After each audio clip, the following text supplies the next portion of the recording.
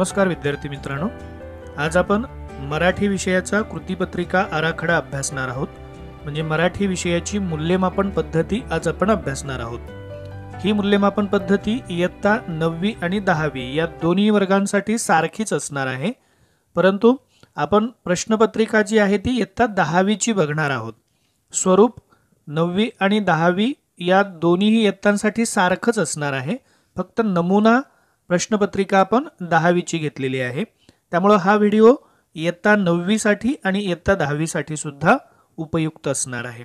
चला तर मग आपल्या मराठी विषयाची बोर्डाची मूल्यमापन पद्धती कशी असणार आहे ती आपण या ठिकाणी अभ्यासणार आहोत। आपल्या सर्वांनाच माहित आहे की आपली जी लेखी परीक्षा आहे ती 80 गुणांची होते। जे अंतर्गत मूल्यमापन असतं ते 20 गुणांचं होतं। या पद्धतीने लेखी आणि अंतर्गत मूल्यमापन याचे मिळून 100 गुण होत असतात। 80 गुणांची जी काही लेखी परीक्षा आहे तिचा आपण सविस्तर अभ्यास करणारच आहोत, पण थोडक्यात अंतर्गत मूल्यमापनाची या ठिकाणी आपण माहिती घेऊया। तर या अंतर्गत मूल्यमापनामध्ये श्रवण कौशल्य 5 गुणांसाठी असतात, भाषण कौशल्य 5 गुणांसाठी असतात आणि आपले 2 स्वाध्याय होतात ते 5-5 असे 10 गुणांसाठी असतात। असे एकूण 20 गुण आपल्या अंतर्गत मूल्यमापनासाठी असतात। तर या पद्धतीने लेखी परीक्षा 80 गुणांची आणि अंतर्गत मूल्यमापन 20 गुणांचं असे मिळून मराठी विषयासाठी आपल्याला 100 गुण असतात। आता जी आपली लेखी परीक्षा आहे या लेखी परीक्षेची घटकनिहाय गुणविभागणी कशी असते ती आपण या ठिकाणी अभ्यासूया। याच्यामध्ये गद्य घटकावरती आपल्याला 18 गुणांचे प्रश्न विचारले जातात, पद्य घटकावरती 16 गुणांचे प्रश्न विचारले जातात, स्थूल वाचनवरती 6 गुणांचे प्रश्न विचारले जातात, भाषा अभ्यास म्हणजेच व्याकरण आपण त्याला म्हणूया त्याच्यावरती 16 गुणांचे प्रश्न विचारले जातात, उपयोजित लेखन याच्यावरती 24 गुणांचे प्रश्न विचारले जातात। म्हणजेच गद्य पद्य आणि स्थूल वाचन याच्यावरती 40 गुणांचे प्रश्न आहेत आणि भाषा अभ्यास आणि उपयोजित लेखन याच्यावरती 40 गुणांचे प्रश्न आहेत। या 80 गुणांची जी काही घटकनिहाय गुणविभागणी आहे ती या पद्धतीने करण्यात आलेली आहे। विद्यार्थी मित्रांनो, कृतीपत्रिका आराखडा इथे आपण अभ्यासणार आहोत। हा 80 गुणांचा कृतीपत्रिका आराखडा कशा प्रकारचा आहे म्हणजेच आपल्या प्रश्नपत्रिकेचं स्वरूप कशा प्रकारचं आहे ते या ठिकाणी आपण अभ्यासणार आहोत। याच्यामध्ये जो विभाग आपला 1 आहे तो गद्य विभाग आहे आणि याच्यावरती आपल्याला 18 गुणांचे प्रश्न विचारले जाणार आहेत हे आपण बघितलेलं आहे। ते प्रश्न कशा पद्धतीने विचारले जाणार आहेत त्याविषयीची माहिती आपण इथे घेणार आहोत। आपल्या कृतीपत्रिकेतला म्हणजेच आपल्या प्रश्नपत्रिकेतला जो पहिला प्रश्न असणार आहे त्याच्यामध्ये अ, आ आणि ई असे 3 उपप्रश्न असणार आहेत। जो आपला पहिला प्रश्न अ आहे त्यामध्ये आपल्याला आपल्याच पाठ्यपुस्तकातील 130 ते 150 शब्दांचा एक उतारा दिला जाणार आहे, गद्य उतारा दिला जाणार आहे आणि त्याच्यावरती आपल्याला प्रश्न विचारले जाणार आहेत। त्याच्यावरती आपल्याला पहिली आकलन कृती 2 गुणांसाठी असणार आहे, दुसरी आकलन कृती 2 गुणांसाठी असणार आहे आणि जो तिसरा प्रश्न आपला असणार आहे तो स्वमताचा 3 गुणांसाठी। तर असे एकूण 7 गुणांसाठी आपल्याला इथे प्रश्न विचारले जाणार आहेत। प्रश्न 1 मध्ये जो आ आहे तिथे सुद्धा तसाच आणखी एक उतारा आपल्याला दिला जाणार आहे, म्हणजे त्याची सुद्धा शब्दमर्यादा 130 ते 150 अशी असणार आहे आणि प्रश्न सुद्धा तसेच आहेत। आकलन कृती 1 2 गुणांसाठी, आकलन कृती 2 2 गुणांसाठी आणि स्वमत 3 गुणांसाठी। म्हणजे प्रश्न पहिला अ आणि प्रश्न पहिला आ हे दोन्हीही गद्य उतार्यावरती प्रश्न असणार आहेत आणि दोघांचंही जे स्वरूप आहे ते पूर्णतः सारखं असणार आहे। मात्र प्रश्न क्रमांक जो 1 ई आहे तिथे मात्र जो उतारा दिला जाणार आहे तो आपल्या पाठ्यपुस्तकातला असणार नाही। तो उतारा अपठित असणार आहे, म्हणजे बाहेरचा असणार आहे आणि तो 80 ते 100 शब्दांचा असणार आहे। मग याच्यावरती किती गुणांचे प्रश्न विचारले जाणार आहेत तर याच्यावरती आपल्याला 4 गुणांचे प्रश्न विचारले जाणार आहेत। इथे आकलन कृती पहिली असेल त्याला 2 गुण असणार आहेत आणि दुसरी एक आकलन कृती असेल त्याला 2 गुण, असे 4 गुणांचे प्रश्न इथे विचारले जाणार आहेत। म्हणजे अ आणि आ 7 आणि 7 14 गुणांचे आणि हा ई प्रश्न जो आहे तो 4 गुणांचा, असे 18 गुणांचे प्रश्न आपल्याला गद्य विभागावरती विचारले जाणार आहेत। चला आपण प्रत्यक्षात थोडीशी प्रश्नपत्रिका बघूया, म्हणजे याचं स्वरूप तुम्हाला आणखी स्पष्टपणे समजणार आहे. विद्यार्थी मित्रांनो, ही बोर्डाची मार्च 2020 ची कृतीपत्रिका आहे, म्हणजे आपली प्रश्नपत्रिका आहे. तर याच्यामध्ये बघा, हा विभाग 1 गद्य विभाग आहे आणि इथे प्रश्न क्रमांक 1 उतार्याच्या आधारे सूचनेनुसार कृती करा असं म्हटलेलं आहे. आणि इथे एक पहिली आकलन कृती आहे, ती 2 गुणांसाठी आहे. त्यानंतर ही दुसरी आकलन कृती चुकी बरोबर ते लिहा, ती 2 गुणांसाठी आहे. आणि तिसरा जो आपला प्रश्न आहे तो स्वमतावरचा, तोही आपला 3 गुणांसाठी आहे. इथे हा प्रश्न आहे आपला, पहिली आकलन कृती 2 गुणांसाठी आहे आणि त्याच्यानंतर दुसरी आकलन कृती कोणते लिहा, ती 2 गुणांसाठी आणि स्वमत त्याप्रमाणेच 3 गुणांसाठी आहे. हा इथे अपठित उतारा आहे, म्हणजे हा आपल्या पाठ्यपुस्तकाच्या बाहेरचा असणार आहे. याच्यावरती आपल्याला 2 आकलन कृती विचारल्या जाणार आहेत. पहिली 2 गुणांसाठी आहे आणि दुसरी आकलन कृती इथे ही बघा 2 गुणांसाठी आहे. तर विद्यार्थी मित्रांनो, हा झाला आपला पहिला प्रश्न, ज्याच्यामध्ये आपल्याला गद्य विभागावरती 18 गुणांचे प्रश्न हे विचारले जाणार आहेत. विद्यार्थी मित्रांनो, विभाग 2 मध्ये आपल्याला पद्यावरती प्रश्न विचारले जाणार आहेत, म्हणजे कवितेवरती प्रश्न विचारले जाणार आहेत आणि ते 16 गुणांचे आहेत, ते आपण याच्यापूर्वीच बघितलेलं आहे. तर हा आपला दुसरा प्रश्न असणार आहे. प्रश्न 2 मध्ये पाठ्यपुस्तकातील कोणतीही एक कविता कृतीपत्रिकेत दिलेली असणार आहे आणि ती 8 गुणांसाठी असणार आहे. म्हणजे 8 गुणांसाठी त्या कवितेवरती प्रश्न विचारले जाणार आहेत. ते कसे विचारले जाणार आहेत, तर एक आकलन कृती असणार आहे 2 गुणांसाठी, दुसरी आकलन कृती ही 2 गुणांसाठी असणार आहे आणि जो तिसरा प्रश्न असेल त्याच्यामध्ये दिलेल्या कवितेतील कोणत्याही 2 ओळींचा सरळ अर्थ, म्हणजे तो अर्थ आपल्याला त्या ठिकाणी लिहायचा आहे, तर तो 2 गुणांसाठी असणार आहे. आणि काव्य सौंदर्य 2 गुणांसाठी असणार आहे. या दिलेल्याच कवितेतील कोणत्याही 2 ओळी आपल्याला इथे दिलेल्या असणार आहेत आणि त्याच्यावरती आपल्याला काव्य सौंदर्य लिहायचं आहे. तर अशा पद्धतीने 8 गुणांचे प्रश्न आपल्याला या कृतीपत्रिकेत दिलेल्या कवितेवरती विचारले जाणार आहेत. यानंतर जो दुसरा प्रश्न आहे त्याच्यामध्ये तो आपल्याला 4 गुणांसाठी असणार आहे. आता याच्यात काय असणार आहे, तर आपली साठी दिलेली जी काही कविता होती, म्हणजे प्रश्न क्रमांक 2 साठी, ती कविता सोडून पाठ्यपुस्तकातल्या कोणत्याही 2 कवितांची आपल्याला नाव दिलेली असणार आहेत आणि त्याच्यावरती काही प्रश्न आपल्याला विचारलेले असणार आहेत. ते प्रश्न काय काय असू शकतात, तर त्याच्यामध्ये प्रस्तुत कवितेचे कवी किंवा कवयित्री कोण आहेत त्याच्यावरती 1 गुणांचा प्रश्न असू शकतो. प्रस्तुत कवितेचा विषय काय त्याच्यावरती 1 गुणाचा प्रश्न असू शकतो. प्रस्तुत कवितेतील शब्दांचे अर्थ लिहा, तर याच्यामध्ये आपल्याला 2 शब्द दिलेले असतात आणि दोन्ही सोडवायचे असतात आणि प्रत्येक शब्दाच्या अर्थाला 1 गुण असतो, त्याच्यासाठी एकूण 2 गुण आहेत.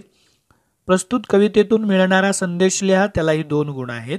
त्यानंतर प्रस्तुत कवितेची भाषिक वैशिष्ट्ये लिहा, त्यालाही 2 गुण आहेत. कवितेतून व्यक्त होणारा विचार लिहा, त्यालाही 2 गुण आहेत. आणि याशिवाय कवितेतील दिलेल्या ओळींचा सरळ अर्थ लिहा, त्यालाही 2 गुण आहेत.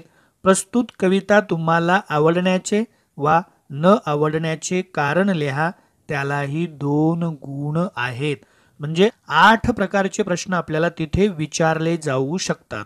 पण हा प्रश्न किती गुणांसाठी आहे, 4 गुणांसाठी आहे.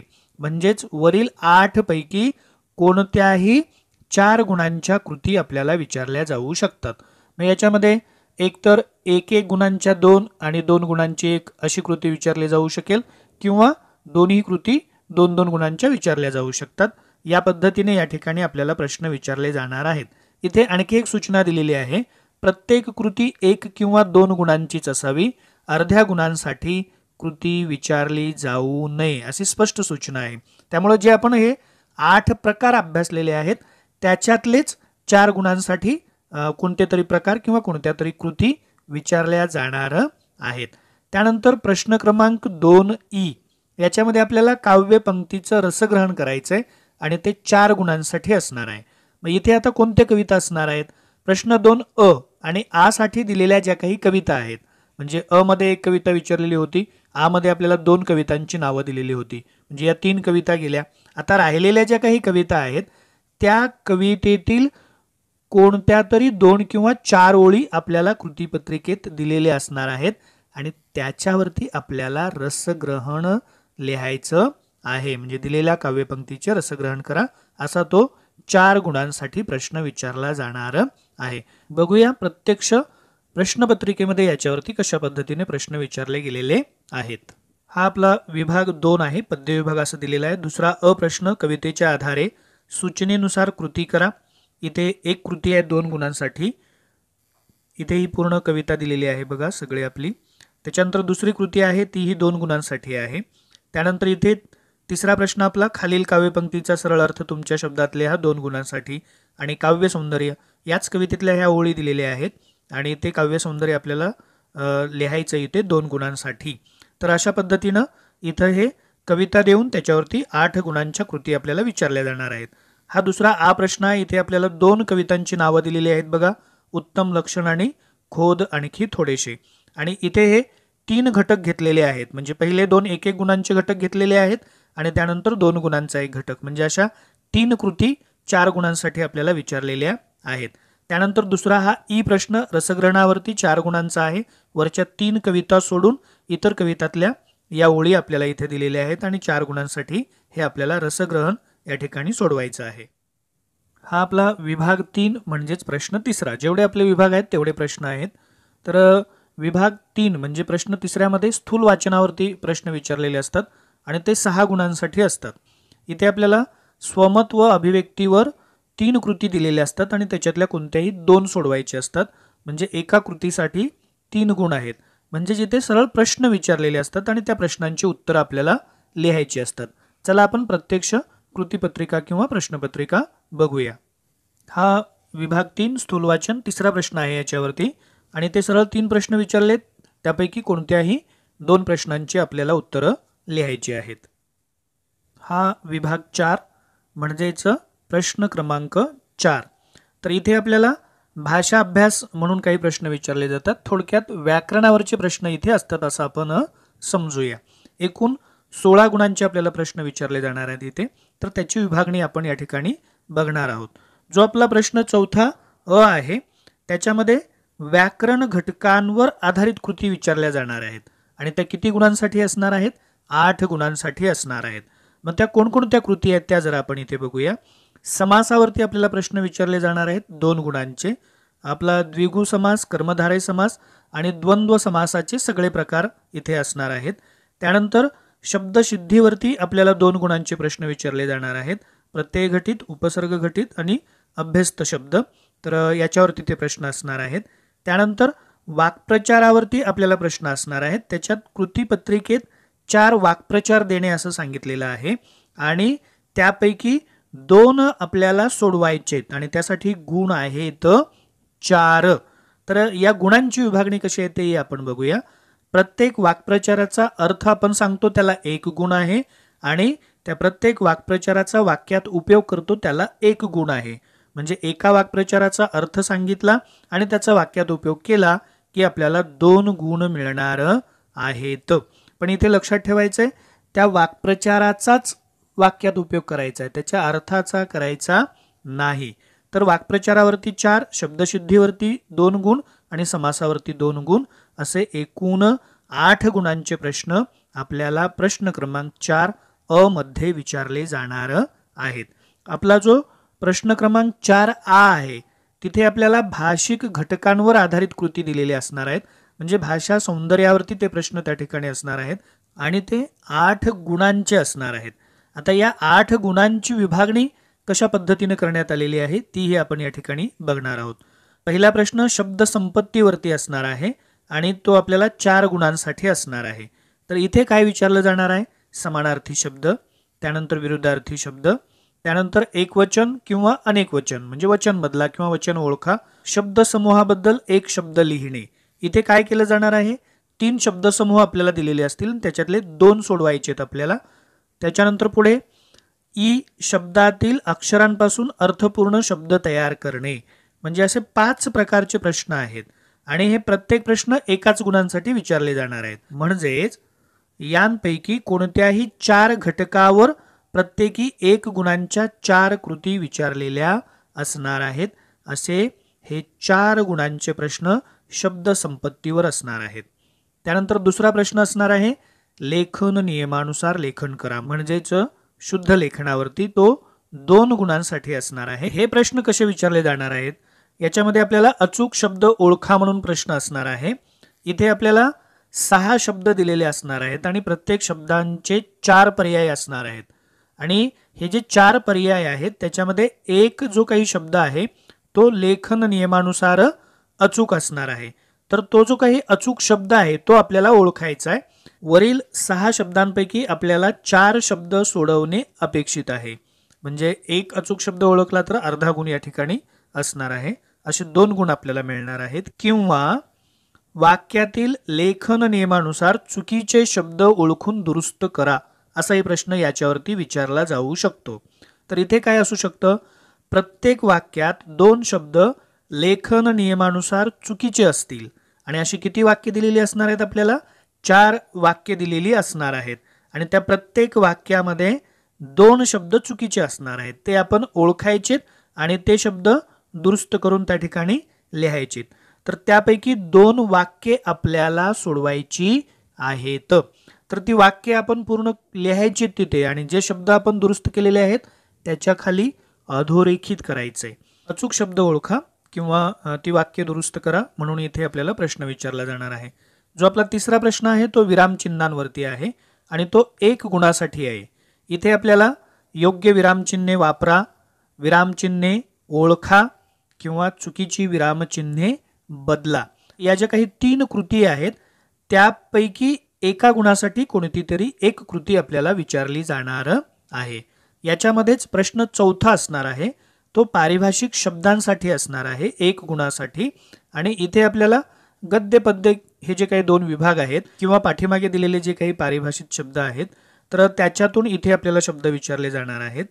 हे 2 शब्द आपल्याला दिलेले असणार आहेत आणि दोन्हीही सोडवायचे, म्हणजे त्याचा अर्थ आपल्याला तिथे लिहायचा आहे.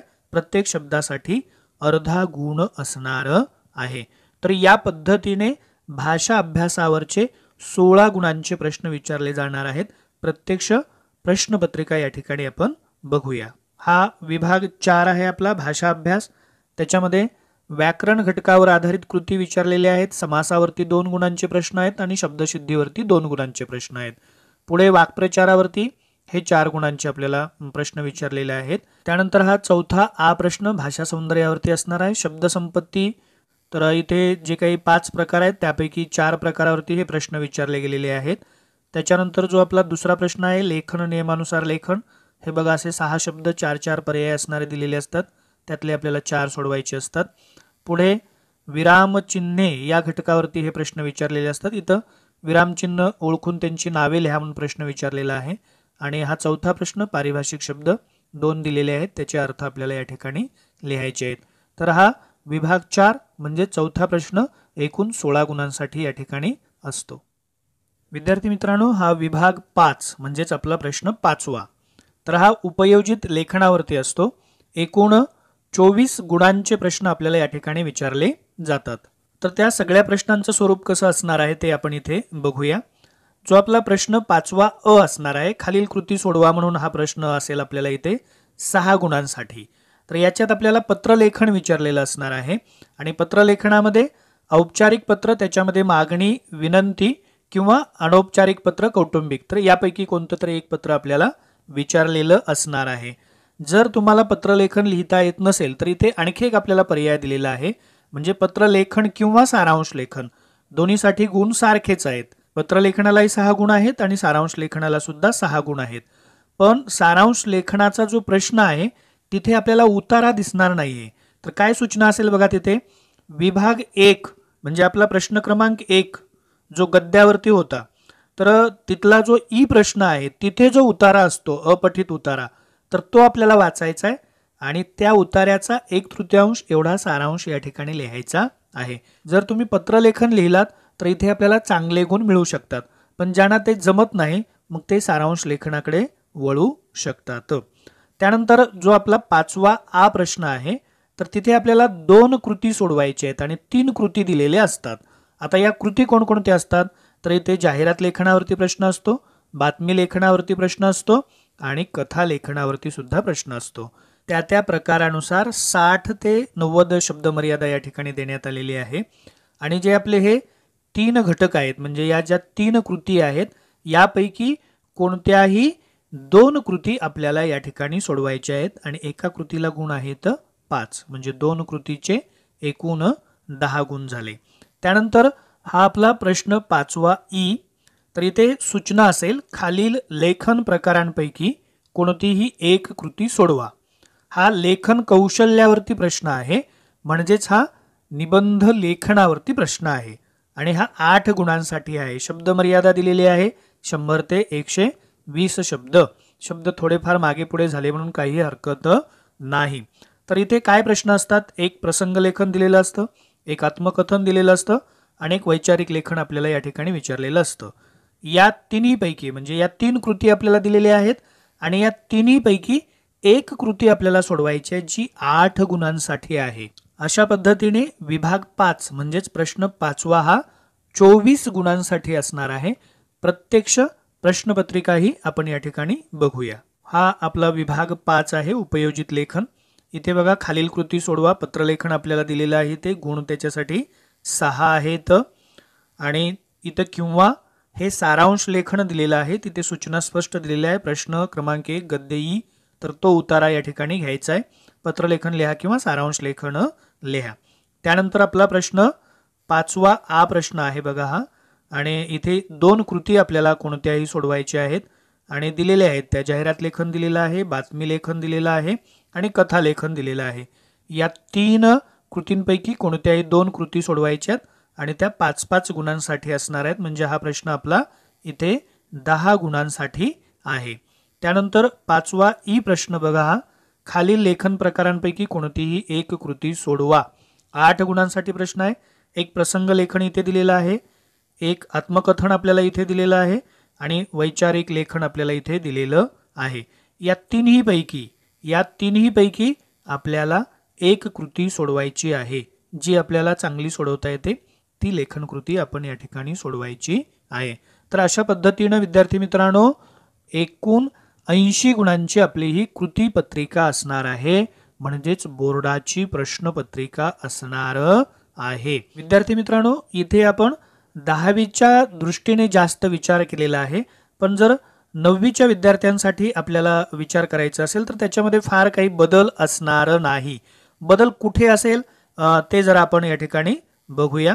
तर जो आपला प्रश्न 4था आहे, म्हणजे इयत्ता 9वी आणि 10वी मध्ये जो बदल असणार आहे तो प्रश्न जो 4था आहे आपला व्याकरण घटकावर आधारित कृती। तर 10वी साठी समास, शब्दसिद्धी आणि वाक्प्रचारावरती प्रश्न असणार आहेत। फक्त इथे समास आणि शब्दसिद्धी ऐवजी 9वीला जे काही व्याकरण असेल त्या सत्रामध्ये तर त्या व्याकरणावरती प्रश्न त्या ठिकाणी असणार आहेत। बाकी कोणत्याही प्रकारचा बदल असणार नाही आणि ज्या कविता किंवा गद्यपाठ स्थूल वाचन ते 9वीचं असेल। प्रश्नपत्रिकेच्या आराखड्यात काहीच बदल असणार नाही। त्यामुळे 9वी आणि 10वी अशा दोन्ही इयत्तांसाठीची ही कृती पत्रिका आपण या ठिकाणी अभ्यासलेली आहे, म्हणजे प्रश्नपत्रिकेचं स्वरूप आपण या ठिकाणी अभ्यासलेलं आहे। आणि हे संपूर्ण अभ्यासल्यानंतर आपल्या लक्षात आलेलं असेल की अरे घोकंपट्टी करण्याची इथे काही गरज नाही, फक्त कोणकोणत्या प्रकारे आपल्याला प्रश्न विचारले जाऊ शकतात त्याची व्यवस्थित माहिती घेणं गरजेचं आहे आणि ती जर आपण माहिती व्यवस्थित घेतली तर आपल्याला या विषयामध्ये चांगले गुण मिळवता येऊ शकतात। तर विद्यार्थी मित्रांनो नक्कीच ही कृती पत्रिका म्हणजेच या प्रश्नपत्रिकेचं स्वरूप आपल्याला समजलेलं असेल असं मी समजतो। तर विद्यार्थी मित्रांनो हा व्हिडिओ आपल्याला आवडलेला असेल तर नक्कीच लाईक करायला विसरू नका, व्हिडिओ आपल्या वर्गमित्रांना शेअर करायला विसरू नका आणि चॅनेलला अजूनपर्यंत आपण सबस्क्राइब केलं नसेल किंवा आपण या चॅनेलवर नवीन असाल तर चॅनेलला सबस्क्राइब करा, जेणेकरून पुढील अभ्यासाचे व्हिडिओ आपल्याला लवकरात लवकर मिळतील आणि अभ्यास आपल्याला लवकरात लवकर करता येईल। पुढील व्हिडिओपर्यंत मी आपला निरोप घेतो। धन्यवाद।